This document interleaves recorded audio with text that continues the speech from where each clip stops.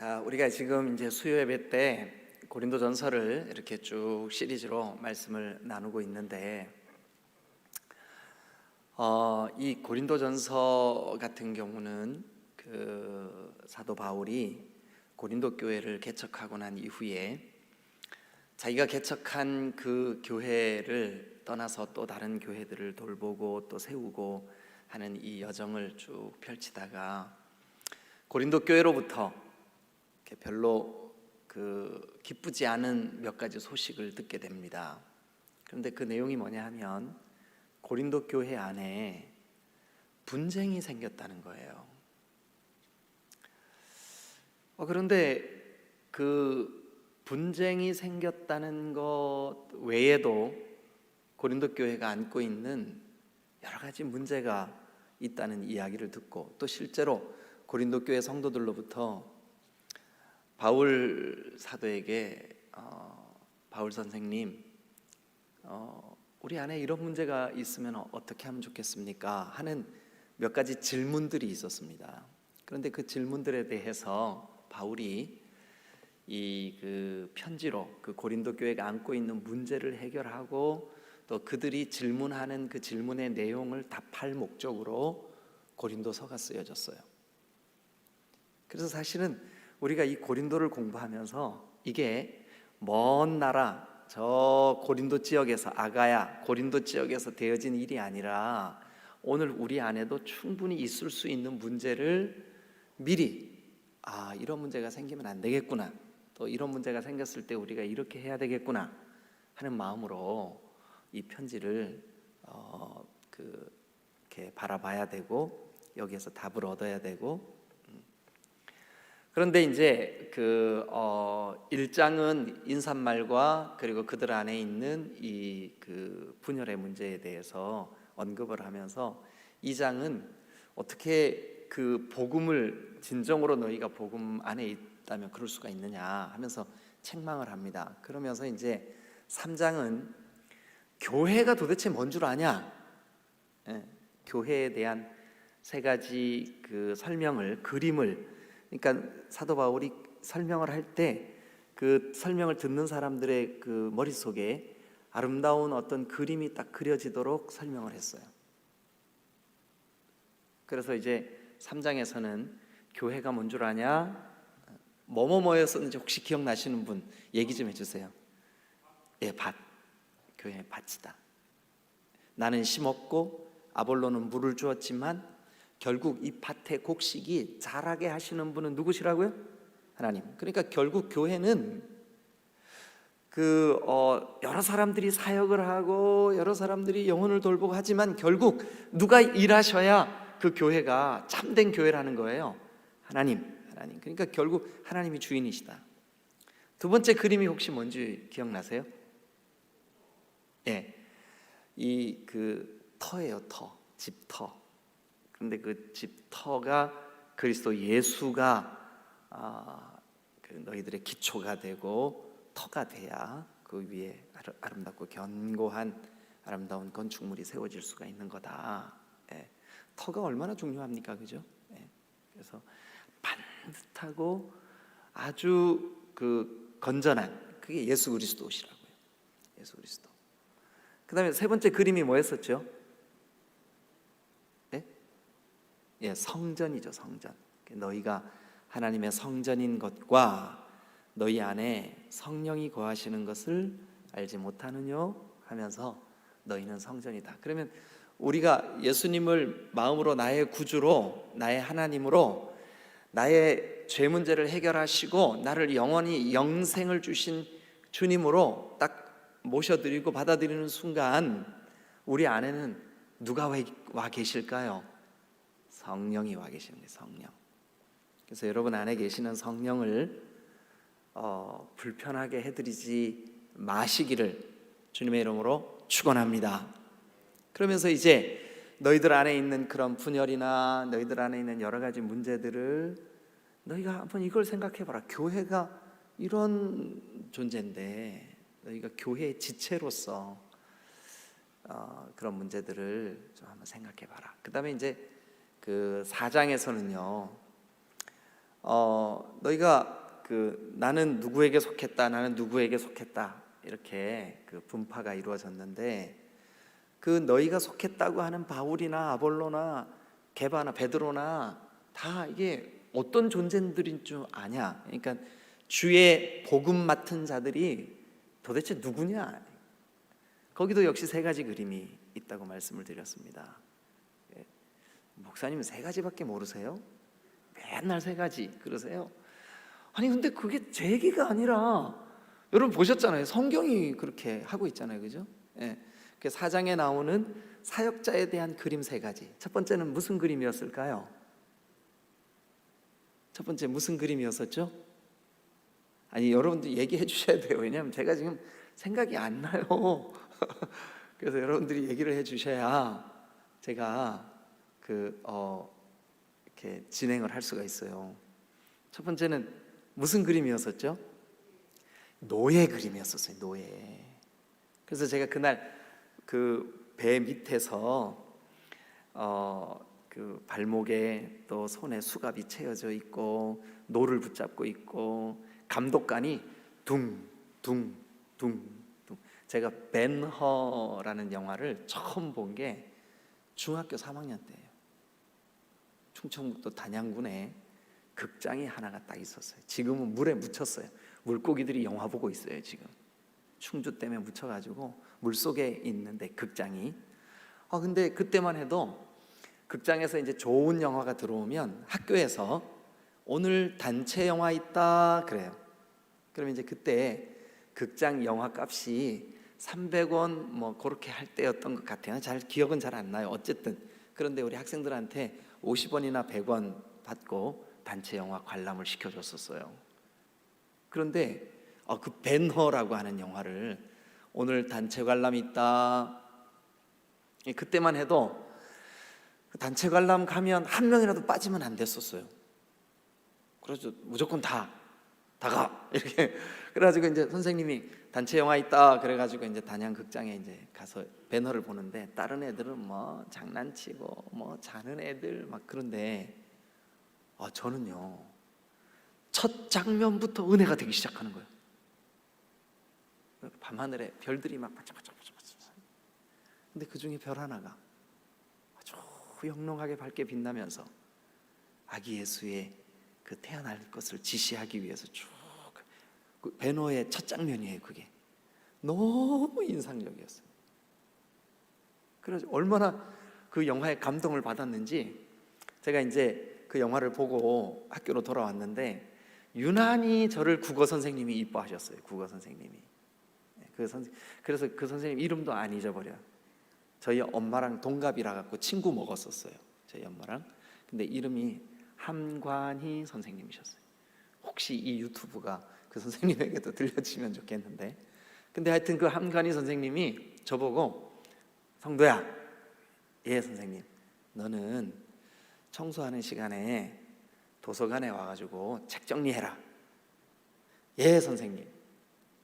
그래가지고 이제 청소 시간이 되면 저는 이제 도서관으로 갔어요. 학교 도서관. 그래갖고 이제 책 정리를 하는데 그 책 정리를 이렇게 하다 보니까 이만큼 두꺼운 벤허라고 하는 아주 낡은 책이, 그것도 이렇게 세로 쓰기로 돼 있는 책이 눈에 딱 띄는 거예요. 세상에 그 책을요 청소하러 갈 때마다 그 책을 읽은 거예요. 벤허를. 그래가지고 그거를요 단숨에 그냥 막 며칠 지나지도 않았는데 얼마나 은혜가 되는지. 근데 그 벤허라고 하는 영화를 쓴 작가 이름이 루웰레스라고 하는 영국 사람이에요. 루웰레스 아시죠? 영국 사람인데 이 양반이 군인이었었어요. 군 사령관이었었어요. 그런데 자기 친구가 이게 예수님을 믿으려면 적당히 믿어야 되는데 완전히 빠져버린 거예요. 그래가지고 너무 친한 친구니까 야 신앙이라는 거는 적당해야 되는 거야. 너 너무 지금 깊게 나간다. 그래 친구가 너무 불쌍한 거예요. 그래가지고 그 친구를 그 신앙의 늪에서 건져내려고 이 루엘레스가 도대체 저놈이 뭘 믿길래 저러나 해가지고 성경을 읽기 시작했어요. 그러다가 친구가 믿는 그 예수님의 실존, 예수님이 살아계신 하나님의 아들이 아니다라는 걸 증명해내려고 이 루엘레스가 연구를 하고 책을 보고 성경을 읽고 이렇게 하다가 어느 날 무릎을 꿇고 주님, 당신이시군요. 살아계셨군요. 예수님을 구주로 영접합니다. 그리고 그 예수님을 구주로 영접하고 그가 한 편의 소설을 씁니다. 그게 바로 그 유명한 영화로도 나오고 소설책으로도 나오고 한 벤허. 이 벤허는 가문 이름이죠. 근데 그의 원래 이름은 주다입니다. 주다. 그래서 주다 벤허. 그런데 그 주다 벤허가 이제 그 로마 군인 그 이제 사령관이죠. 사령관이 그 이렇게 해전을 벌였는데 그 바다의 지중해에서 전쟁이 벌어졌는데 그때 노예로 끌려가요. 노예로. 그래가지고 그 뭐죠, 감독관이 북을 둥둥둥 이게 이제 노젓는 속도예요. 둥둥둥둥. 그래서 이제 오른쪽, 여러분 보실 때는 왼쪽이죠. 오른쪽 북만 둥둥 이렇게 치면 그 왼쪽에 앉아 있는 노예들은 노 저으면 안 돼. 탁 버티고 있는 거예요.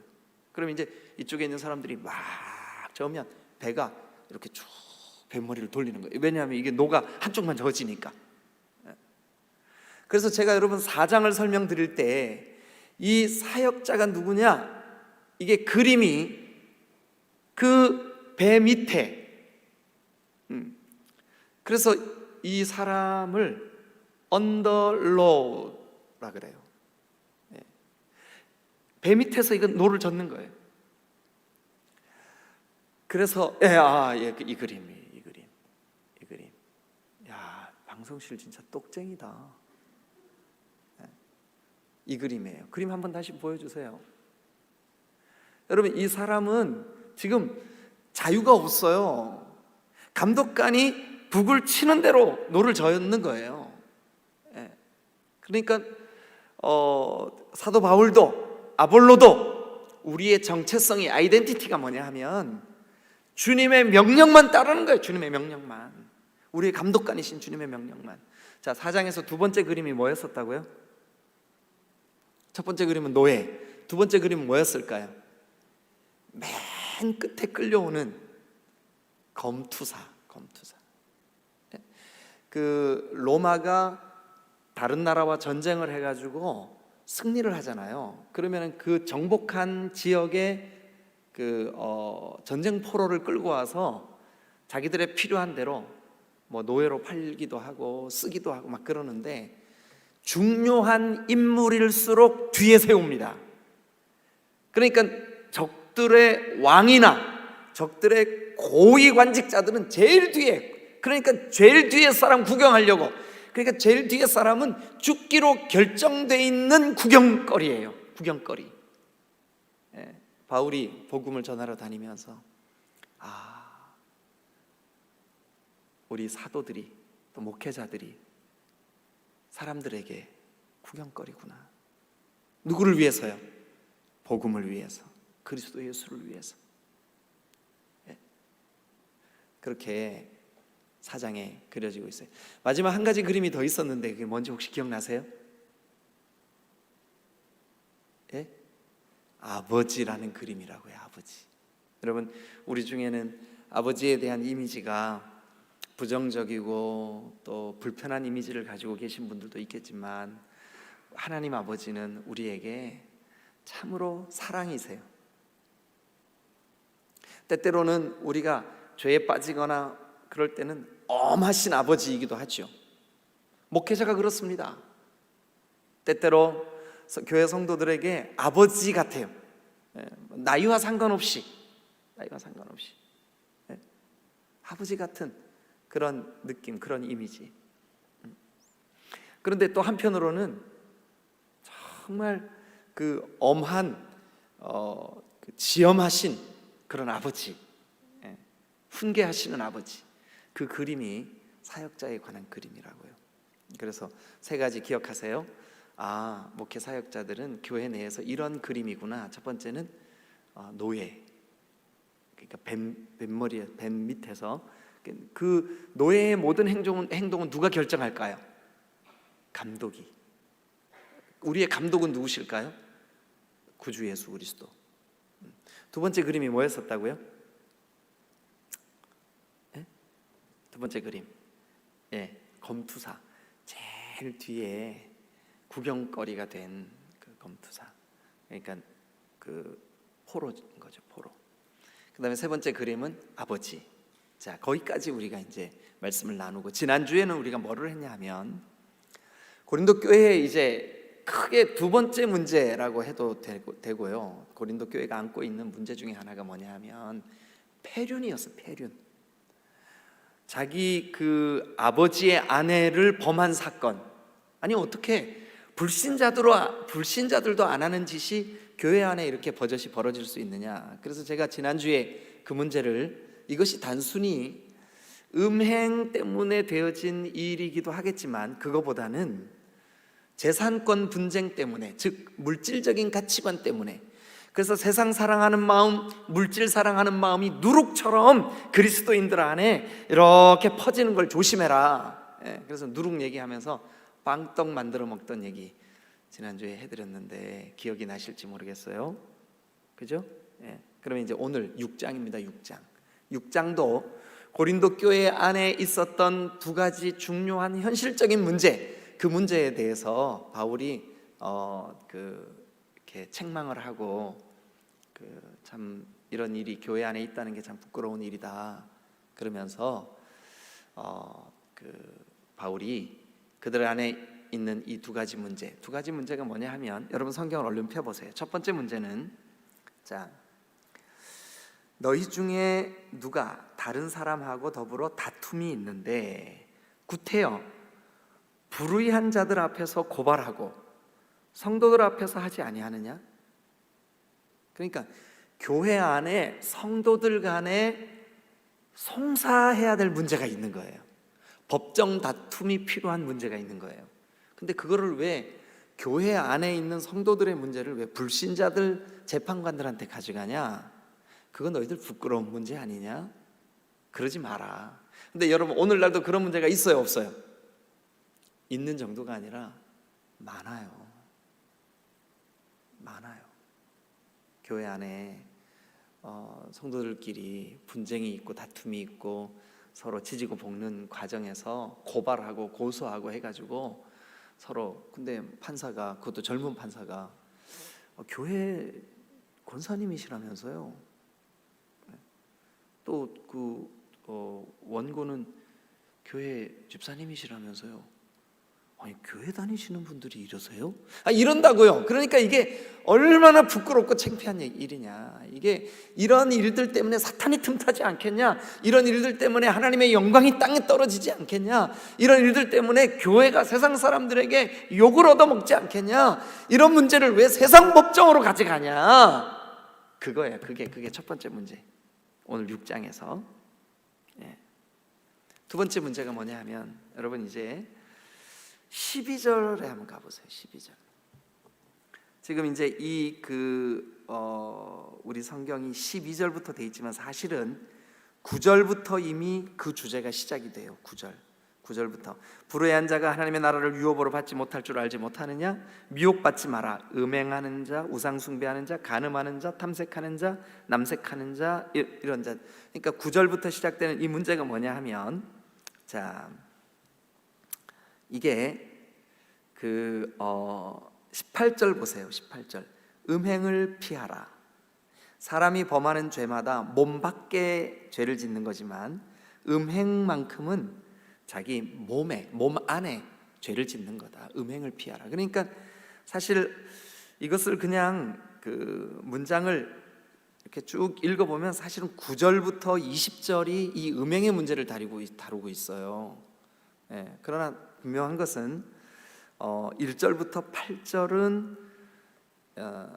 성도들 간의 소송 문제를 다루고 있어요. 근데 여러분 가지고 계신 성경은 아마 1절부터 11절을 이 소송의 문제로 분류를 했고 12절부터 20절을 아마 이 음행의 문제로 분류를 했을 거예요. 그런데 요거를 자세히 한번 그 주제를 분류하기 위해서 반복해서 읽어보면 9절부터 이미 음행의 문제가 거론되고 있구나 하는 것을 알 수가 있어요. 자, 그럼 오늘 우리가 이제 짧은 시간이지만 제가 여러분들하고 이 두 주제, 첫 번째는 성도 간의 소송이 일어나는 문제에 대하여 오늘날 우리가 어떻게 해야 할 것인가, 두 번째는 여러분 예수 믿는 사람에게도 이 그 음란의 유혹이 있어요, 없어요? 있을 정도가 아니라 많아요. 많다고요. 예. 그러면 우리가 이 음행의 문제를 어떻게 이해하고 어떻게 극복해야 될까? 음행의 문제, 음란의 문제, 그러니까 우리의 마음을 유혹하는 이 성적인 문제를 우리가 어떻게 극복할 수 있을까?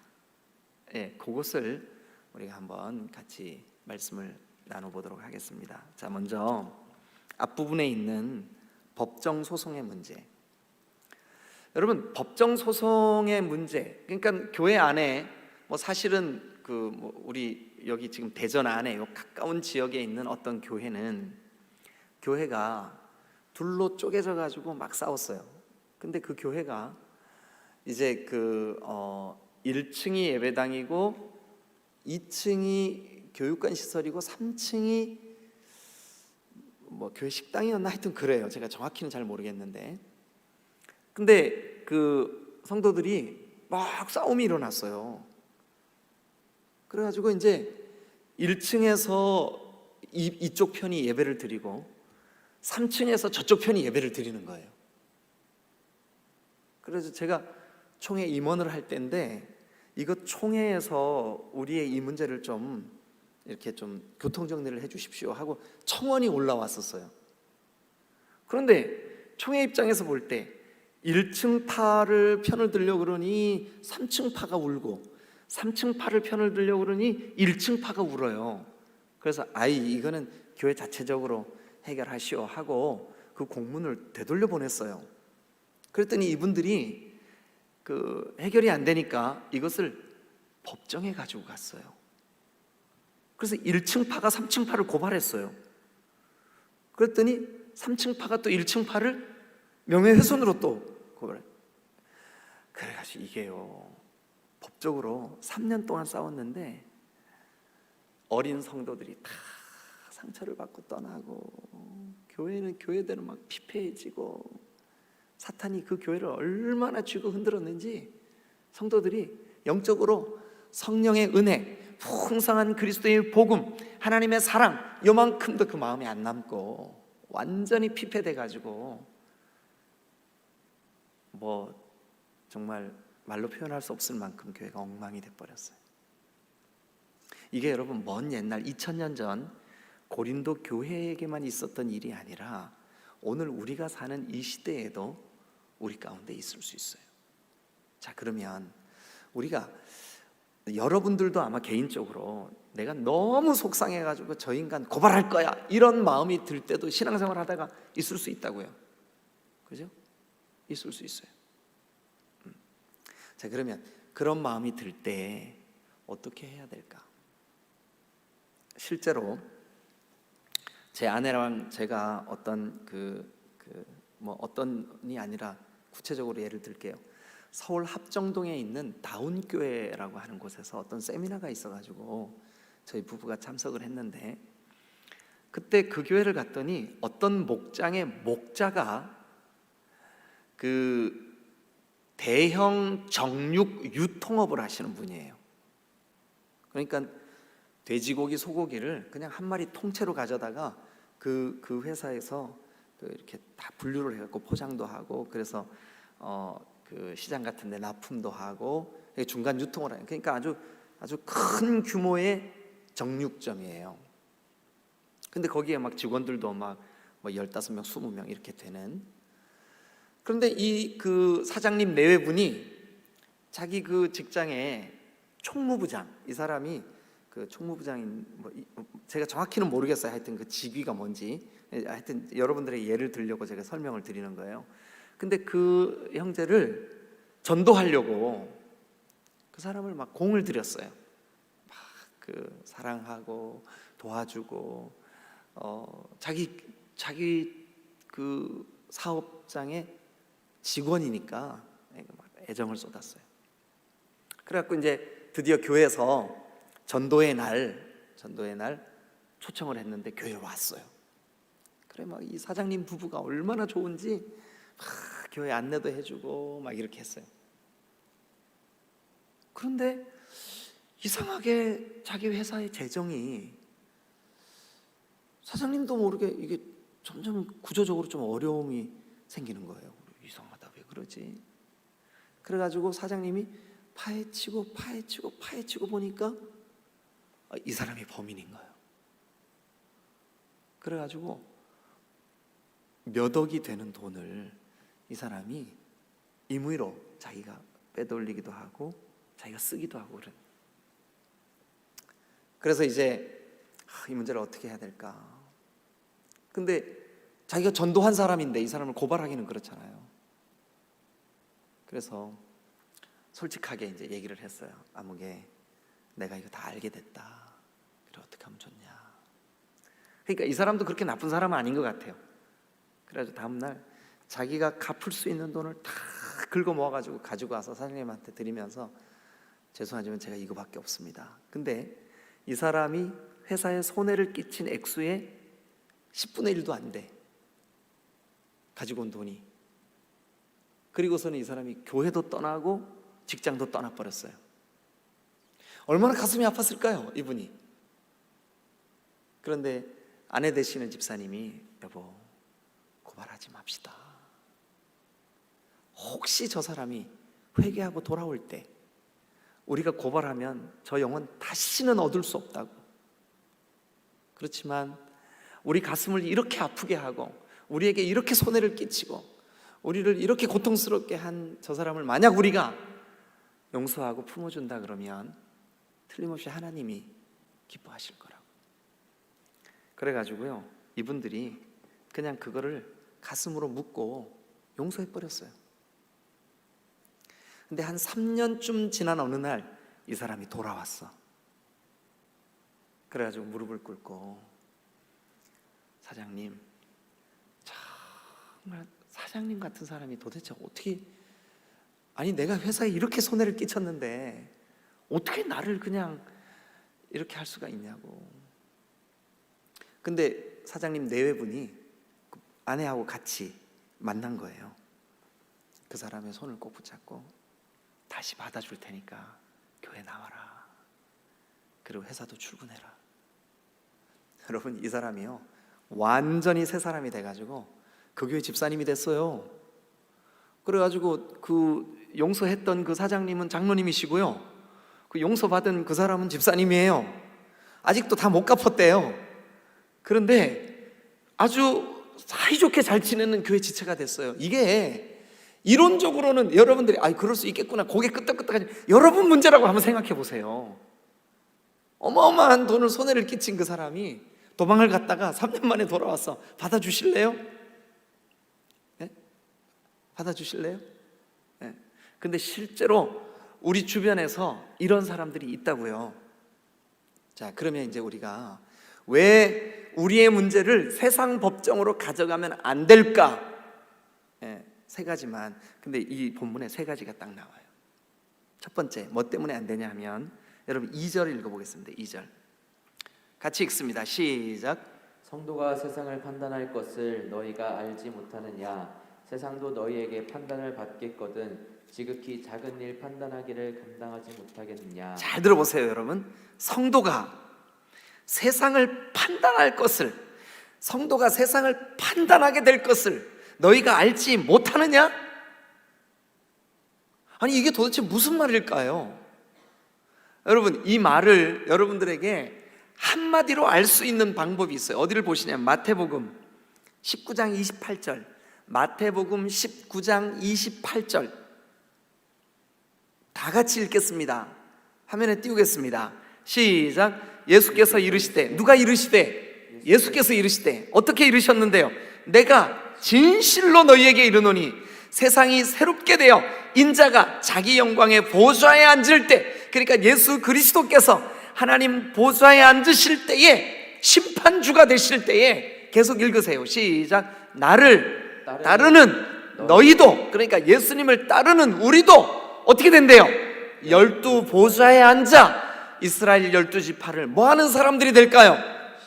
그러니까 예수님이 온 세상을 심판하실 때 예수 그리스도 안에 있는 성도들, 예수 믿고 구원받은 성도들, 예수 그리스도와 하나가 된 성도들, 그들도 예수님과 함께 누구를 심판할 권세를 얻게 될까요? 세상을 심판하게 된다고요. 세상을 심판하게 된다고요. 여러분 그렇게 믿으세요? 여러분들이 세상에 심판받을 사람들이 아니고 여러분들이 심판하실 분들이에요. 사랑하는 여러분, 이게 현실적으로 내가 지금, 나도 지금 책망받을 만한 일들이 너무 많은데 내가 세상을 책망할 수 있을까요? 여러분, 예수님이 직접 말씀하셨습니다. 우리가 이 땅을 살아가는 동안 마음속에 반드시 기억해야 될 중요한 사실 하나 있습니다. 예수님이 온 세상에 심판을 하실 때에, 온 세상을 심판하실 때에 저와 여러분들이 함께 예수 그리스도와 함께 세상을 심판하는 거룩한 주의 백성 될 줄로 믿습니다. 그래서 우리는 심판받는 존재들이 아니라 심판하는 자들인데, 우리가 어찌 세상 법정에 우리 문제를 가지고 심판해달라고 도움을 청할 수 있겠냐. 두 번째. 그러니까 첫 번째는 뭐라고요? 장차 우리가 심판할 자들이다. 장차 예수님과 함께 우리가 세상을 심판할 사람들이기 때문에 우리는 여러분 세상 법정에 교회 문제를 가지고 법정 가면 안 돼요. 두 번째, 3절 읽겠습니다. 3절. 자, 거기 보니까 다 같이 읽습니다. 시작. 우리가 천사를 판단할 것을 너희가 알지 못하느냐? 그러하거든 하물며 세상이 이르랴. 예, 그런데 그냥 예수님께서 세상 마지막 때 예수님이 심판의 보좌에 앉으실 때 우리도 그 영광스러운 그 심판의 자리에 함께 있게 된다. 거기서 끝나는 게 아니라 3절에 보니까 이렇게 돼 있어요. 우리가 천사를 판단할 것을 너희가 알지 못하느냐? 우리가 천사를 판단한대요. 여기 천사는 타락한 천사입니다. 하나님께 도전했던 천사입니다. 그러니까 오늘날 우리말로 말하면 악한 사탄 마귀입니다. 어둠의 영들입니다. 장차 반드시 우리가 저 어둠의 영들을 여러분 예수 그리스도와 함께 심판할 날이 있을 줄로 믿습니다. 지금도 여러분들이 그런 영적인 권세를 가지고 어둠의 영들을 꾸짖으세요. 사탄 마귀를 명령하세요. 더러운 사탄아 떠나가라. 그럴 권세가, 그럴 능력이 우리에게 있는 줄로 믿으시기를 축원합니다. 그런데 우리가 천사들까지도 심판할 능력과 권위가 있는데, 권세가 있는데 우리가 우리 문제를 세상 법정에 부탁을 해요? 안 되죠. 안 되죠. 기억하십시오. 우리는 천사들까지도 심판할 능력과 권위가 있기 때문에 우리 문제를 세상 법정에 가져가서는 안 됩니다. 세 번째. 자, 그 다음에 말씀을 보면 4절 또 여러분 좀 읽어주세요. 시작. 그런즉 너희가 세상 사건이 있을 때에 교회에서 경히 여김을 받는 자들을 세우느냐. 자, 여기 보니까 너희가 세상 사건이 있을 때에 교회에서 경히 여기는, 가볍게 여기는 그런 자들을 세우느냐? 이게 무슨 뜻이냐 하면 이겁니다. 여러분, 세상 판검사들은, 사실 제 사촌 동생은 검사, 사촌 동생의 와이프인 재수 씨는 판사예요. 근데 그 아이가 어려서부터 이렇게 보면 애가 점잖고 아주 좋아요. 성품도 좋고. 이름이 관구인데, 관구야, 야 너는 참. 그래서 저희 부부가 신혼 초에 저 강남 대치동에서 이제 막 신혼 살림을 차렸는데, 저희 고모하고 그 아이가 둘이 이제 그 검사가 된 아이가 그 서울대학교에 시험을 치려고 저희 집에 와서 하룻밤 자고 갔어요. 근데 그때도 말수도 적고 애가 되게 성숙하고 애가 참 괜찮았어요. 그래 늘 속으로 저놈이 예수님만 믿으면 정말 딱인데. 자, 여러분 보세요. 우리가 연약하지만 우리는 하나님의 거룩한 은혜를 입은 하늘에 속한 사람.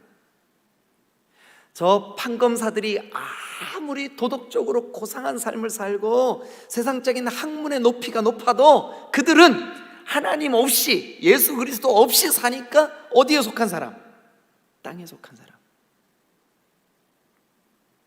우리가 비록 배운 게 모자라고 연약해도 우리는 그리스도의 복음으로 영생을 누릴 사람, 영적인 사람, 하늘에 속한 사람.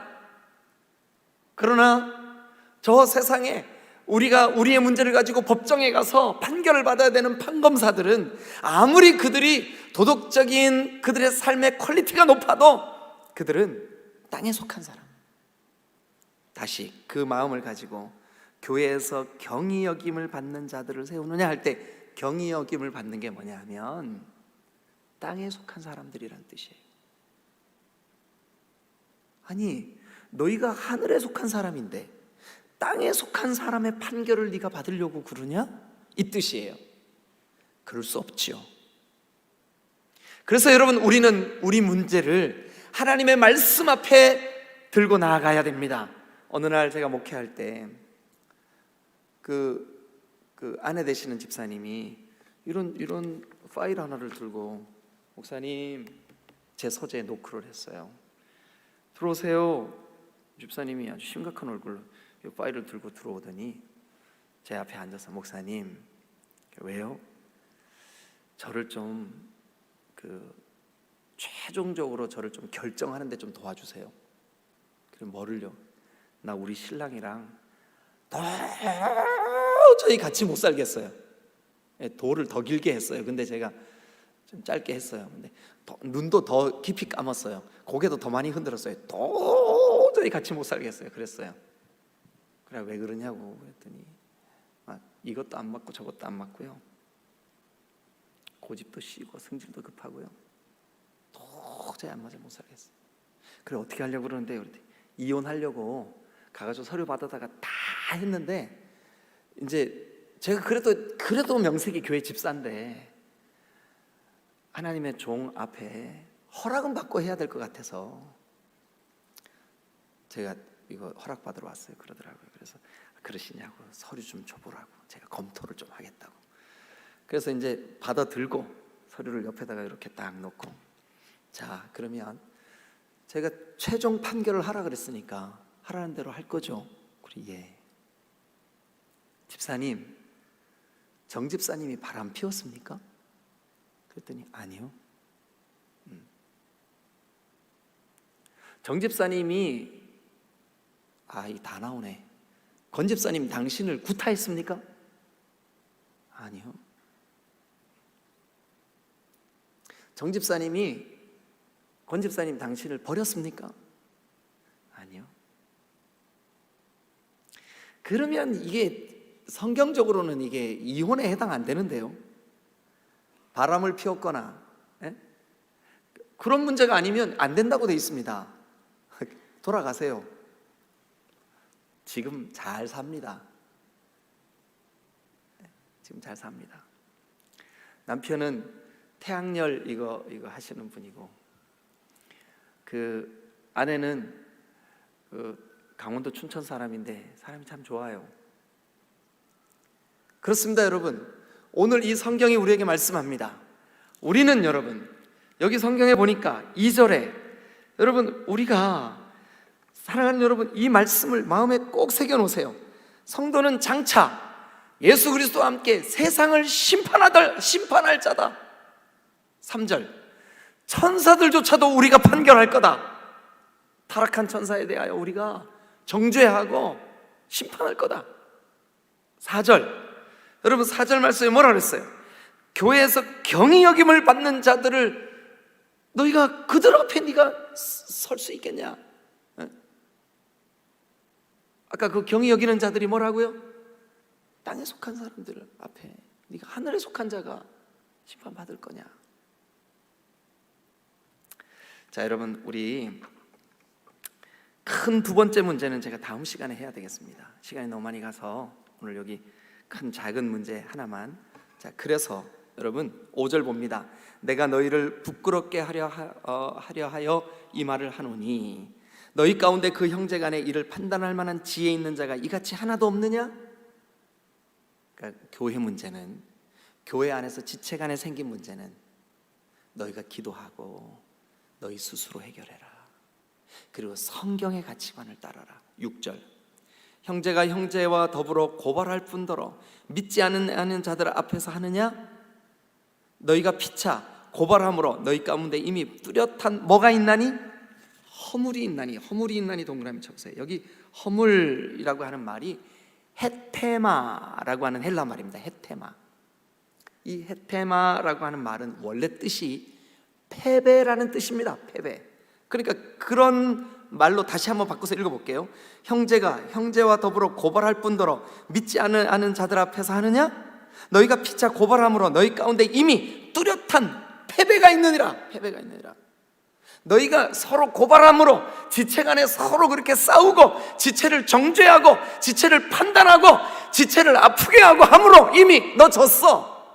너 패배했어. 여러분, 왜 패배한 걸까요? 첫 번째는 왜 패배한 거냐 하면, 우리가 교회 내에서 누구를 고발할 만한 그런 지경까지 이르면 이미 그 사람과의 사랑의 관계가 다 깨진 거예요. 형제를 잃어버린 거예요. 그래서 우린 진 거예요. 여러분, 형제를 잃지 마시기를 주님의 이름으로 축원합니다. 목사님, 저는요 교회 내에서 그 인간 안 봐요. 여러분, 그 자랑 아닙니다. 사람을 잃지 마세요. 그러면 여기 7절, 너희가 피차 고발함으로 너희 가운데 이미 뚜렷한, 아까 뭐라 그랬어요? 그 말이 뚜렷한 허물, 이게 헤테마, 패배. 너 벌써 졌다. 형제를 잃어버렸다는 뜻이에요. 형제를 잃어버렸기 때문에 너 진 거예요. 헤테마, 즉 패배. 이미 허물이 있나니, 그 허물, 우리에게 왜 허물이 있냐 하면, 두 번째는 뭐냐 하면 사탄의 미혹이 이미 시작된 거예요. 여러분, 사람 관계가 깨지면 사탄이 반드시 틈탑니다. 그래서 여러분, 우리는 어찌하든지 내가 만약 내가 도저히 용납하거나 내가 이해할 수 없는 어떤 억울한 일을 당했어요? 성경으로 돌아가세요. 아하, 내가 이게 성경적으로 볼 때 문제가 있구나. 만약에 그렇지 않으면 너희 가운데 이미 뚜렷한 허물, 헤테마, 패배가 있다. 여러분, 사탄이 틈탈 수 있는 기회를 준 것은 이미 패배한 거예요. 우리가 형제를 깊이 사랑하지 못하고 형제를 용납하지 못하는 것은 이미 패배한 거예요. 세 번째, 이게 왜 허물이냐? 세 번째, 여러분, 불신 재판관이 교회를 업신여기게 되면 전도의 문이 닫히기 때문에 이미 진 거예요, 우리가. 그래서 우리는 어찌하든지 교회 내에서 원망 들을 만한 일이 있으면 용서를 구하세요. 그리고 여러분들이 도저히 용서할 수 없다고 생각하는 그 사람을 향하여 예수님이 나에게 오래 참으신 것을 기억하세요. 그래서 교회 안에 어떤 경우에라도 분쟁, 송사, 소송, 세상 판결로 가지고 가는 거, 이런 일은 없어야 될 줄로 믿습니다. 이게 아주 뭐랄까요, 행정적이고 원론적인 이야기를 다루기 때문에 여러분들에게 별로 재미없는 주제일지는 모르지만, 또 남의 얘기하는 것 같이 들릴지는 모르겠지만 꼭 기억하세요. 우리가 송사하면 안 되는 세 가지 이유, 우리가 장차 심판할 사람이기 때문에, 천사도 우리가 심판할 거니까, 또 우리가 저 경히 여김을 받는 자들 앞에 우리가 설 수 없으니까. 세 가지. 그리고 만약 송사 문제로 우리 안에 그런 문제가 발생하면 이미 우리에게 허물이 생겼다고요. 헤테마, 즉 패배가 이미 생겨버렸다고요. 왜 패배했을까요? 형제를 잃어버렸으니까. 또요, 사탄이 틈탈 기회를 줬으니까. 또요, 저 안 믿는 사람들이 우리의 이 송사 문제를 보고 에이, 교회가 뭐 저래 하고 그들의 영혼이 구원받을 기회를 놓치게 되니까. 그럼 오늘은 여기까지만 하겠습니다. 다음 주에 한 번 더, 제가 다음 주 주보 광고에는 7장을 한다고 광고가 나갔는데 오늘 제가 다 못해서 6장 9절부터 마지막 20절까지를 한 번 더 다음 주에 다루고, 왜냐하면 이 주제가 좀 중요하거든요. 오늘 우리의 현실적인 문제이기도 하거든요. 그래서 음행의 문제, 이 음란의 문제 한 번 더 다루고, 그리고 6장을 넘어가도록 그렇게 하겠습니다. 기도하겠습니다.